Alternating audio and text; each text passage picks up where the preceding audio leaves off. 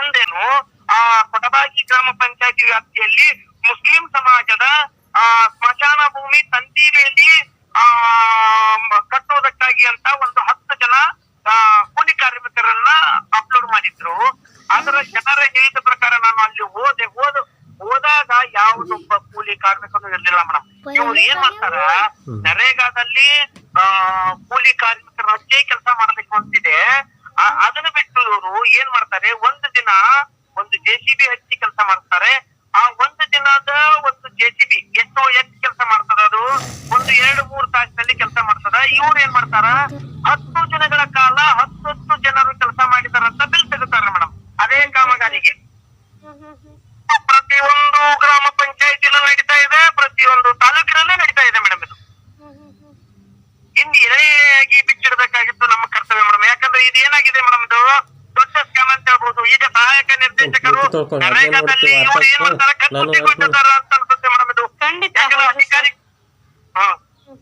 ಈಗ ಅಧಿಕಾರಿಗಳು ಏನ್ ಮಾಡ್ತಾ ಇದಾರ, ಯಾವ ತರ ಈಗೇನ ಈ ಪಂಚಾಯತಿ PDO ಅಧಿಕಾರಿಗಳು ಇದಾರಲ್ಲ, ಗ್ರಾಮ ಪಂಚಾಯತಿ ಅಭಿವೃದ್ಧಿ ಅಧಿಕಾರಿಗಳು ಏನ್ ಮಾಡ್ತಾ ಇದಾರ, ಇವ್ರು ಏನ ಡಿಸಿಷನ್ ತಗೋತಾರ ಇವರೇ ಬಾಸೋದಕ್ಕೆ.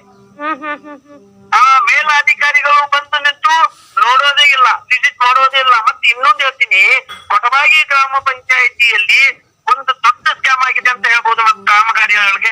ಯಾಕಂದ್ರೆ ಜನರೇ ಹೇಳಿದ ಪ್ರಕಾರ ರಕ್ಷಿ ಗ್ರಾಮದ ಒಂದು ಪವಿತ್ರ ವನ ಅಂತ ಹೇಳ್ತಾರೆ, ಒಂದು ಕಾಮಗಾರಿ ಕೈಗೆ ಹೊಂದಿದ್ದಾರೆ. ಆ ಪವಿತ್ರ ವನವು ಅಪವಿತ್ರವಾಗಿದೆ ಮೇಡಮ್. ಯಾಕಂತಂದ್ರೆ 22ರಲ್ಲಿ ಮಂಜೂರಾದಂತ ಒಂದು ಕಾಮಗಾರಿ ಇನ್ನೂ ಅದ್ರ ಪೂರ್ಣಗೊಂಡಿಲ್ಲ ಮೇಡಮ್. ಅದರ ದಾಖಲಾತಿಗಳು ನನ್ನ ಹತ್ರ ಇದಾವೆ ಮೇಡಮ್. ಈಗ RTI ಕಾರ್ಯಕರ್ತರು ಕೊಟ್ಟಂತ ದಾಖಲಾತಿಗಳು ನನ್ನ ಕೈಲಿದ್ದಾವೆ.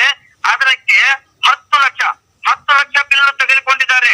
ಇನ್ನೂ ಅದರೊಳಗೆ ವಿಜುವಲ್ಸ್ ನಲ್ಲಿ ನೋಡ್ತಾ ಇದ್ದೀರಿ ಮೇಡಮ್, ಅದು ಪವಿತ್ರ ವನ ಅಂತ ಇದೆ. ಅದಕ್ಕೆ ತಂತಿ ಬೇಲಿ ನಿರ್ಮಾಣ ಇಲ್ಲ. ಸರೌಂಡ್ ಪೂರ್ತಿ ಅಲ್ಲಿ ದೇವಸ್ಥಾನ ಇದೆ ಮುಂದ್ಗಡೆ, ಆ ಪೂರ್ತಿ ದೇವಸ್ಥಾನಕ್ಕೆ ಒಂದು ತಂತಿ ಬೇಲಿ ನಿರ್ಮಾಣ ಮಾಡಿದ್ದಾರೆ. ಪವಿತ್ರ ವನಕ್ಕೆ ಒಂದು ತಂತಿ ಬೇಲಿ ನಿರ್ಮಾಣ ಅಂತ 4,50,000 ರೂಪಾಯಿ ಬಿಲ್ ಅನ್ನು ಮಾಡಿದ್ದಾರೆ ಮೇಡಮ್. ಇದು ಅಲ್ಲಿ ಬೋರ್ಡ್ ಹಾಕಿದ್ದಾರೆ. ಆ ತಂತಿ ಬೇಲಿ ನಿರ್ಮಾಣ ಇನ್ನೂ ಆಗಿಲ್ಲ.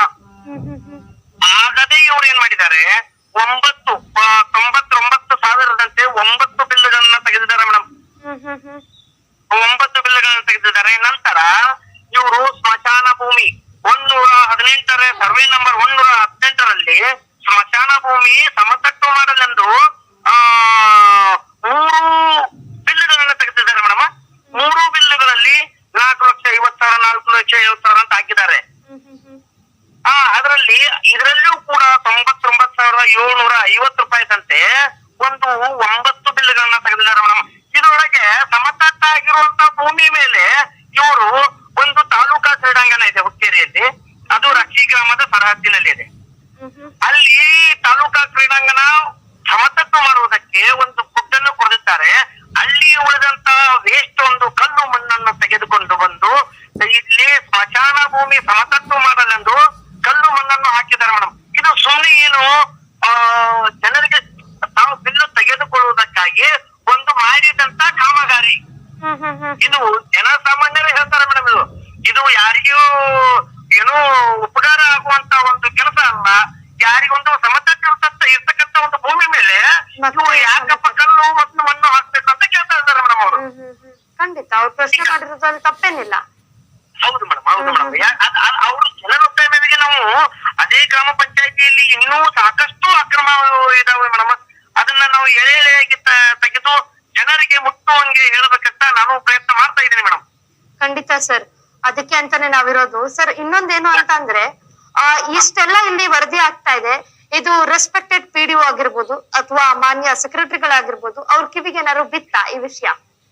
ಮೇಡಮ್, ನಾನೇ ತಾಲೂಕಾ ಪಂಚಾಯತಿಯಲ್ಲಿ PDO ಅಧಿಕಾರಿಗಳನ್ನ ಕ್ವಶನ್ ಮಾಡಿದಾಗ ಅವ್ರು ಏನಂತ ಅಂದ್ರು, ಸರ್ ಈ ತರ ನಿಮ್ಮಲ್ಲಿ ಸ್ಮಶಾನ ಭೂಮಿಯಲ್ಲಿ ಆಗಿದೆ, ಸ್ಮಶಾನ ಭೂಮಿಗೆ ಇಷ್ಟು ಖರ್ಚು ಮಾಡಿದಿರಿ ನೀವು, ನಂತರ ಒಂದು ಪವಿತ್ರ ವನಕ್ಕೆ ಈ ತರ ನೀವು ಖರ್ಚು ಮಾಡಿದಿರಿ, ಇನ್ನೂ ಕಾಮಗಾರಿ ಪೂರ್ಣಗೊಂಡಿಲ್ಲ, ಸ್ಮಶಾನ ಭೂಮಿ ಸಮತಟ್ಟಿದ್ರು ಕೂಡ ನೀವು ಕಲ್ಲು ಮಣ್ಣು ಹಾಕಿ ಅದರ ಮೇಲೆ 10 ಲಕ್ಷ ಗಂಟಲೆ ಬಿಲ್ ತೆಗೆದುಕೊಂಡಿದ್ದೀರಿ ಅಂತ ಹೇಳಿದಕ್ಕೆ ಏನಂತದ, ಅದರೊಳಗೆ ನರೇಗಾ ವಿಷಯ ತೆಗೆದೆ.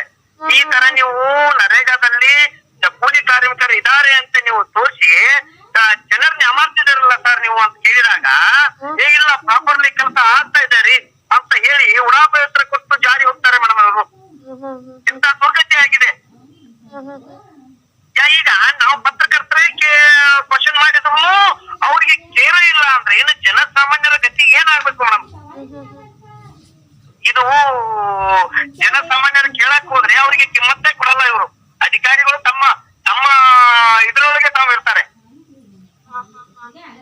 ಹೌದು ಸರ್, ಅದಿಲ್ಲಿ ಎದ್ದು ಕಾಣ್ತಾ ಇದೆ.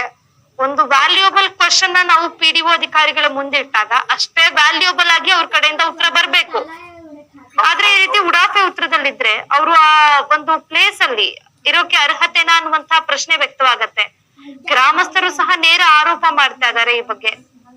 ನಿಜ ಮೇಡಮ್, ನಾನು ಸಹಾಯಕ ನಿರ್ದೇಶಕರಾದ ಹುಕ್ಕೇರಿ ಸಹಾಯಕ ನಿರ್ದೇಶಕರನ್ನ ನರೇಗಾ ಒಳಗ ಸಹಾಯಕ ನಿರ್ದೇಶಕರಲ್ಲ ಅವ್ರನ್ನ ಕ್ವಶನ್ ಮಾಡಿದಾಗ ಅವ್ರ ಏನಂತಂದ್ರು, ಸರ್ ನಿಮ್ಮ ನರೇಗಾದಲ್ಲಿ ದಿನಗೂಲಿ ಕಾರ್ಮಿಕರು ಇಲ್ಲಿ ಒಂದು ಕಾಮಗಾರಿಗೆ 10 ಜನವನ್ನ ನೇಮಿಸಿದಾರ. ಅಲ್ಲಿ ಜಾಗದಲ್ಲಿ ಆ ವ್ಯಕ್ತಿಗಳೇ ಇಲ್ಲ, ಸುಮ್ನೆ ಆ ಫೋಟೋಗಳನ್ನ ಅಪ್ಲೋಡ್ ಮಾಡ್ತಾ ಇದ್ದಾರೆ ಅಂತ ಹೇಳಿದೆ ನಾನು.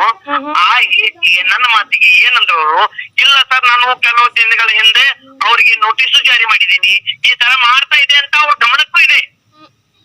ಗಮನಕ್ಕಿದ್ರೆ ಇವರೇ ತುಂಬಾ ಕೊಡ್ತಾ ಇದಾರೆ ಅಂತ ಅನಿಸ್ತಿದೆ. ಅದ್ ಮೇಲ್ನೋಟಕ್ಕೆ ಹಂಗೆ ಕಾಣುತ್ತೆ. ಯಾಕಂತಂದ್ರೆ ಈಗ ನಾವು ಹೇಳಿದಾಗ ಇಲ್ಲ ಅವ್ರಿಗೆ ಆಲ್ರೆಡಿ ನಾನು 2 ಸತಿ ನೋಟಿಸ್ ಜಾರಿ ಮಾಡಿದೀನಿ, ಕೊಟ್ಟಿದ್ದೀನಿ ಅವ್ರಿಗೆ, ಈ ತರ ಮಾಡ್ಬೇಡ್ರಪ್ಪ ಅಂತೇಳಿ. ಅಲ್ಲ ಮೇಡಮ್, ಈ ತರ ಇದು ಕಳ್ಳತನ ಅನ್ನೋಕೆ ಇದನ್ನ ಅಲ್ಲ, ಕಳ್ಳತನ ಅನ್ಬೋದಲ್ಲ ಇದಕ್ಕೆ? ಅನ್ಬೋದು ಸರ್. ಯಾಕಂತಂದ್ರೆ ಈಗ ಸುಮ್ನೆ ಕೂಲಿ ಕಾರ್ಮಿಕರು ಇದಾರ ಅಂತ ಹೇಳಿ ಅಲ್ಲಿಗ ಸ್ಪಾಟ್ ಅಲ್ಲಿ ಇರಲ್ಲ. ಈ ಅಧಿಕಾರಿಗಳ ಹತ್ರ ಕೇಳಿದ್ರೆ ನಾವು ಮನವಿ ಕೊಟ್ಟೆ ಅವ್ರಿಗೆ ನೋಟಿಸ್ ಜಾರಿ ಮಾಡಿದ್ವಿ ಅಂತ ಹೇಳ್ತಾರೆ.